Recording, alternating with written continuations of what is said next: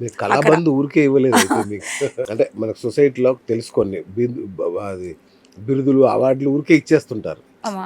అవునండి. మామూలుగా కొన్ని కొనుక్కునే బిరుదులుంటాయి. కొన్ని ఇలాగుంటాయి. అవును. అంటే ప్రజలకు నేను చెప్పదలుచుకున్న విషయం ఏంటంటే, కళాబంధు అని మీకు ఒకసారి వచ్చింది. సుబ్బిరామిరెడ్డి గారి తర్వాత ఇంకెవ్వరికీ ఇవ్వని బిరుదం మీకొచ్చింది అంటే, ఇదేదో ఆషామాషీగా వచ్చింది కాదండి. అది తెలియాలనే మీకది చెప్పాను. తిరుపతి ఇన్సిడెంటు. యాహ్! నభూతో అసలు అలా అవునండి. చేయడం అనేది అద్భుతం. అది ఎట్లంటే అండి, ఏఈ ఆఫీస్ నుంచి మహతి ఆడిటోరియం వరకు శోభాయాత్ర అబ్బా! అండి. హ్మ్. ఒక ఈఓ గారు, ఒక ఎమ్మెల్యే గారు అక్కడ జనాలతో పాటు, కళాకారులతో పాటు ఆ శోభాయాత్రలో పాల్గొనడమే చాలా గొప్ప విషయం అండి. అబ్బా! అది నిజంగా ఇప్పుడు మళ్ళీ గూడా ఇంకొకటి చేయబోతున్నాము ఓహ్! తొందరలో. ఈ నెక్స్ట్ ఆగస్ట్‌లో అనమాట. సో, హ్మ్. అప్పుడు మీరందరూ రావాలి. అయ్యో! తప్పకుండా. కళాకారులకి ఒక పెద్ద పీట వేయాలి. ఖచ్చితంగా అండి. వాళ్ళందరినీ వచ్చేసి అంటే ఒక గౌరవప్రదమైనటువంటి ఒక ఐడీ కార్డ్ ఇప్పించాలి. వాళ్ళకు ఒక గుర్తింపు ఇవ్వాలి అనేదే నా ఉద్దేశం అండి. అంతే. వండర్‌ఫుల్ అండి. అంటే మీరు కళాబంధు అని నేను ఎందుకు ఇన్ని సార్లు అంటున్నా అంటే, దేశంలో బహుశా ఫస్ట్ టైమ్ అనుకుంటా. ఒక ప్రైవేట్ సంస్థ ద్వారా అవునండి. కళాకారులకి ఒక యూనివర్సిటీతో అఫిలియేట్ అయ్యి, వాళ్ళకి సర్టిఫికేట్ ఇప్పించడం కూడా బహుశా ఈ దేశంలో మొదటిసారి అనుకుంటా ఇట్లా జరగడం. అంతేనా? అవునండి. మా వీసీ గారు చెప్పారండి. అంటే గంగాధర్ సార్ అక్కడ అంటే ఆచార్య నాగార్జున యూనివర్సిటీ వీసీ గారు నిజంగా దెన్ వచ్చేసి అక్కడ ఉన్నటువంటి శివరాం ప్రసాద్ గారు, దెన్ ఆయన రెక్టార్, దెన్ అక్కడ మన ఆహ్, సింహాచలం సార్ రిజిస్ట్రార్ అనమాట. వాళ్ళందరికీ చేతులెత్తి మొక్కుతున్నానండి నేను. ఎందుకంటే అండి, ఒక మాట చెప్పారండి వాళ్ళు. ఆచార్య నాగార్జున యూనివర్సిటీ 50 ఏళ్ల క్రమంలో మనమే పుట్టలేదండి అప్పుడు. అంతే కదా! ఇప్పటికి ఇది 50వ సంవత్సరంలో వావ్! స్వర్ణోత్సవంలో నేను ఎంఓయూ చేసుకోవడము, కళాకారులకి అలాంటి ఎంఓయూ ఇవ్వడం ఇది ఫస్ట్ టైం మేము. మరి ఇప్పటి వరకు మేము మీరు ఆ క్లిప్పింగ్ కూడా వాడొచ్చు. ఇప్పటి వరకు ఇలాంటి ఎంఓయూ ఎవరికీ ఇవ్వలేదు. ఇలాంటి ఎంఓయూ ఎవరికీ జరగలేదు. ఇది దేశంలోనే ఎక్కడ లేదసలు ఇట్లా. ఒక హ్యూమన్ ఆర్ట్స్‌కి సంబంధించిన ఎంఓయూ మేము ఇచ్చామండి అని చెప్పేసి ఒక వీసీ నోటి ద్వారా ఆ మాట రావడం అనేది నిజంగా చాలా అంటే మా ఇంతకు మించిన కళాకారులు అవార్డ్ ఇంకొకటి లేదు నిజంగా. అవును. ఎగ్జాక్ట్లీ అండి. అంటే మా కళాకారులు చేసుకున్నటువంటి అదృష్టం అంటున్నానండి. లేదండి. ఇది మనది కాదు. మీరుండడం కళాకారులకు అదృష్టం. నిజంగా అంతే. చెప్తున్నాను. రైట్. ఈ ఈ సర్టిఫికేషన్ వల్ల గ్రామీణ కళాకారులకు కలిగే లాభం ఏంటండి అసలు? ఖచ్చితంగా వాళ్ళకేంటిదంటే అండి, ఫ్యూచర్‌లో ఇప్పుడు చాలా సీనియర్స్ ఉంటారండి. సీనియర్స్‌లు పార్టిసిపేట్ చేసి ఉన్న క్రమంలో వాళ్ళకి ఒక సర్టిఫికేషన్ ఉండదు. ఓకే. వాళ్ళకు అంటే లైక్ పెన్షన్‌లు రావాలంటే జోనల్ క్లియరెన్స్ సర్టిఫికేట్ కావాలండి. ఓకే. అది ఎవరికీ తెలియని విషయం. అది ఇది క్లుప్తంగా నేను చెప్తాను తర్వాత. చెప్పండి. ఆ! ఎలా అంటే ఈ సర్టిఫికేషన్స్ ఉంటే కొన్ని అంటే ఇప్పుడు మన గవర్నమెంట్ ఏం చేస్తుందంటేనండి, కొన్ని వందల కోట్లు కళాకారులకి, కళలకి అని చెప్పేసి మేము రిలీజ్ చేసేసాం ఫండ్ అని చెప్పేస్తున్నారు. హ్మ్. అవును. వాళ్ళ ఐడీ కార్డ్‌ని వెబ్‌సైట్‌లో మీరు ఎన్రోల్ చేసుకోవచ్చు అని ఒక వెబ్‌సైట్ రిలీజ్ చేసేసాము అని చెప్తున్నారు.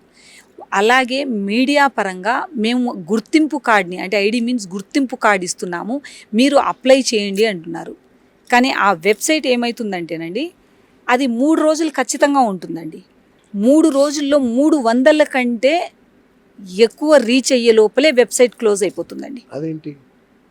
అదే అంటే మన గవర్నమెంట్ అది వ్యవస్థనా లేదా ఆ వ్యవస్థలో ఉన్నటి వాళ్ళ తప్పిదాలా లేదంటే ఎందుకు జరుగుతుంది అలా అనేది ఇప్పుడు నాకు క్షుణ్ణంగా తెలీదు కదా అందులో. రైట్. రైట్. ఎందుకంటే కరెక్ట్. నేను గవర్నమెంట్ సెక్టార్‌లో లేను కాదు కాబట్టి. కదా! రైట్. అవును. నేను ఎవరినైనా పాయింట్ ఔట్ చేయాలి అంటే ఎందుకు పని చేయట్లేదమ్మా చేయిస్తుంది కదా అంటారు. మా కళాకారులు ఎన్రోల్ చేసుకోవాలంటే మళ్ళీ ఆర్ఓ దగ్గర నుంచి సర్టిఫికేట్ క్లియరెన్స్ కావాలండి. హ్మ్. Resident certificate. అక్కడి నుంచి ఎంఆర్ఓ దగ్గర నుంచి కావాలి వాళ్ళకి మళ్ళీ. ఓకే. ఆ తిప్పలు మళ్ళీ ఇట్లాంటివన్నీ చేస్తున్నప్పుడు మళ్ళీ ఏంటిది ఎక్స్‌పీరియన్స్ కావాలి వాళ్ళకు. ఆ ఓకే. ఎక్స్‌పీరియన్స్ సర్టిఫికేట్ కావాలి అంటే కొన్ని సర్టిఫికేట్స్‌లు మేము ఇవ్వాలి అంటే అది గవర్నమెంట్ సెక్టార్‌కి అయి ఉంటే ఖచ్చితంగా అక్కడ వాళ్ళు అప్రూవల్ చేయగలుగుతారండి. ఓకే. ఆ ఉద్దేశంతో ఏం చేశామంటే వీళ్ళకు ఐడీ కార్డ్ అయినా సరే, ట్రాన్స్‌పోర్ట్ కార్డ్ అయినా సరే, Kovida arts and cultural academy నుంచి ఒక కార్డ్ అనేది పోతే డైరెక్ట్‌గా వెళ్ళి ఒక వెబ్‌సైట్ మేము చేశామండి. మా వెబ్‌సైట్‌లో నుంచి ఎవరు ఎన్రోల్ అయి ఉంటారో మా కళాకారులు వాళ్ళకు ఖచ్చితంగా మన మినిస్ట్రీ దగ్గర అంటే మన తెలంగాణ రాష్ట్ర మినిస్ట్రీ అయినా సరే, సీఎం గారైనా సరే, ఆంధ్ర రాష్ట్ర సీఎం గారైనా సరే వాళ్ళకి వెళ్ళి మేము వినతి పత్రం ఇచ్చేది ఏంటిది అంటే మా కళాకారులకి మేము ఇస్తున్న ఐడి కార్డ్ని గుర్తించి మీరు ఇచ్చినంత వరకు రైట్. మీరు ఇచ్చారనుకోండి మా కార్డ్ని మేము మళ్ళీ తొలగిచ్చేస్తాం, మీకే ఇచ్చేస్తాం మా కళల్ని. రైట్. ఓకే. ఇది కూడా వాళ్ళకి ఛాన్సే అనమాట. ఎందుకంటే వీళ్లకు ఐడి కార్డ్ అనేది వచ్చినంత వరకు ఎవరు కూడా వాళ్ళని అండర్ ఎస్టిమేట్ చేయొద్దు, అది ఎవరు కూడా కించపరచవద్దు. ఒక కళాకారుడండి ఎవరైనా కానీ, అది ఏ యాక్టింగ్ అయినా కానివ్వండి, ఏ రోల్ అయినా కానీ, అతను అడుక్కునే వేషమైనా వేస్తాడు కానీ అడుక్కోడండి ఎవరి దగ్గర. అంతేగా.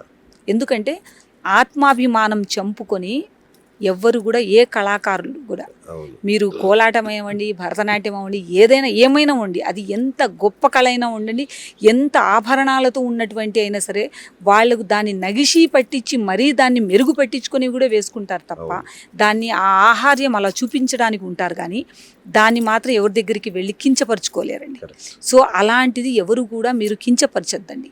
ఎండల్లో నిలబడి ఉంటారండి పాపం. మేము కళాకారులము, మాకు గుర్తించండి, మాకు గుర్తింపు కార్డు ఇవ్వండి అంటే, అదే రవీంద్ర భారతి దగ్గరికి వెళ్తే మేము ఎందుకు ఇలా నిలబడుతున్నారో నాకు అర్థం కాక, ఏం చేయాలో అర్థం కాక, నాకు ఎలాంటి రైట్స్ ఉన్నాయి వాళ్ళకి ఇవ్వడానికి, అలా అని నేను గవర్నమెంట్కి వ్యతిరేకంగా వెళ్ళి నేను ప్రొటెస్ట్ చేయలేనండి. అలాంటివి చెయ్యకూడదు అనే ఉద్దేశంతో వాళ్లకు ఒక గుర్తింపు ఉండాలి, గౌరవం ఉండాలి. ఆ కార్డు ఇది ఉందండి, మా వాళ్ళకి ఇస్తున్నామండి, మీ చేతుల మీదనే మీరు ఇవ్వండి అని చెప్పి ట్రాన్స్పోర్ట్ మినిస్టర్లకి, దెన్ మన సీఎం గారికి, అలాగే ట్రాన్స్పోర్ట్ చైర్మన్ గారికి, అందరికీ వచ్చేసి ఇవ్వబోతున్నామండి మేము ఫ్యూచర్లో. సో ఇలా ఇచ్చి వాళ్ళందరినీ ఆహ్వానించి వాళ్ళ చేతుల మీదనే ఒక కళ అనేది ఏంటిదంటే ఒక ఉమ్మడిగా వీళ్ళందరిలో వచ్చేసి ఒక శక్తి, వీళ్ళందరూ మీకు అంటే ఈరోజు కళల్ని కాపాడుతున్నారు అంటే కళాకారులేనండి. గ్రౌండ్ లెవెల్లో ఉన్న వాళ్ళే కాపాడుతున్నారండి. నేను బంజారా హిల్స్లో నేను కాపాడట్లేదు కదండి, నాకేమొచ్చండి. ఎంతమంది ఉంటారు మేడం మీ ఆధ్వర్యంలో కళాకారులు? ఇప్పుడు సంఖ్య వచ్చేసి కొన్ని వేలల్లో ఉన్నారండి, వందల్లో గురువులు ఉన్నారండి. సో ఇప్పుడు కళాకారులు అంటే లక్షల్లో ఉన్నారండి. రిజిస్టర్డ్ అయ్యారా మీ దగ్గర? రిజిస్టర్ అయ్యి ఉన్నారండి. ఇప్పటికి వచ్చేసి 800 మంది గురువులు ఉన్నారండి, 2000 మంది కళాకారులు ఉన్నారండి. వాళ్ళందరూ ఎన్ని రోజులు అంటే ఖమ్మం నుంచి, కరీంనగర్ నుంచి, పెద్దపల్లి నుంచి, ఇట్లా మనము ప్రతి ఒక్క అంటే జిల్లాల వారీగా చూసుకుంటే అండి, ఈడు బోడుపల్లి నుంచి ఎంతమంది ఉన్నారండి పాపం వాళ్ళు. సో వీళ్ళందరూ ఏంటిదంటే ఈ కళల్ని మనం తీసుకెళ్ళాలి అనే ఉద్దేశంతో వాళ్లకు గౌరవించండి, పెద్దవాళ్లకు పెన్షన్లు ఇప్పించాలి అంటే ఒక యూనిటీ ఉండాలండి. ఆ యూనిటీ ఉండాలంటే కళాకారుల్లో ఉన్నటువంటి డిసడ్వాంటేజ్ కూడా నేను చెప్తున్నానండి. యూనిటీ అనేది ఉండదు. ఎందుకు ఉండదు అంటే వాళ్ళకి ఏంటంటే వాళ్ళకు చదువు రాదు కదండి. దానివల్ల ఏమైపోతుందంటే విలేజ్ లెవెల్లో ఉండేసరికి వాళ్ళకు ఇది తెలీదు. అరే ఇలా యూనిటీగా ఉండాలి, ఉమ్మడిగా పోరాడాలి. దానికి మనం వచ్చేసి పోరాడే కంటే కూడా మనము కొన్నిసార్లు అండి మాటలు పనిచేస్తాయి, కొన్నిసార్లు మౌనం పనిచేస్తుందండి. సో అన్నిటికీ మాటే పని చేయదండి. నేను నేర్చుకునింది మౌనంగా ఉండడం కూడా అది ఒక వెపనేనండి. మనం ఎంత మౌనంగా ఉన్నామనుకోండి అది అంత వెపన్ లాగా పనిచేస్తుంది. నా కళాకారులకి నేను ఇస్తున్న అవేర్నెస్ ఏంటిది అంటే,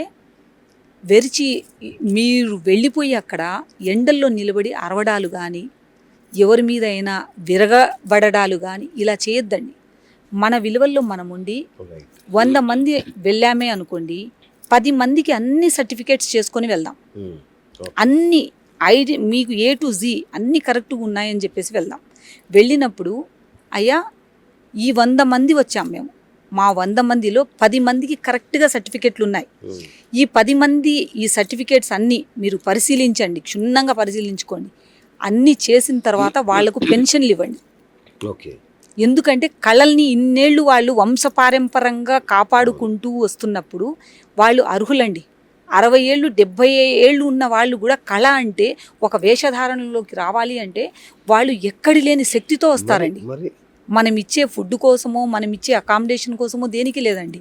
వాళ్ళకు గౌరవించి వాళ్లకు మనం వచ్చే అవకాశం కల్పిస్తున్నామంటే చాలు వచ్చేస్తారండి.